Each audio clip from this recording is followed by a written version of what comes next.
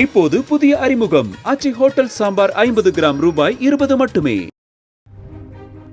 திண்டுக்கல் மாவட்டம் கன்னிவாடி அருகே தண்ணீர் இல்லாத கிணற்றுக்குள் தவறி விழுந்து உயிருக்கு போராடிய மூதாட்டியை தகவல் தெரிந்து உடனடியாக சம்பவ இடத்திற்கு வந்த ஆத்தூர் தீயணைப்பு வீரர்கள் 60 அடி ஆழமுள்ள கிணற்றுக்குள் இறங்கி மூதாட்டியை அலேக்காக தூக்கி உயிருடன் மீட்டனர்.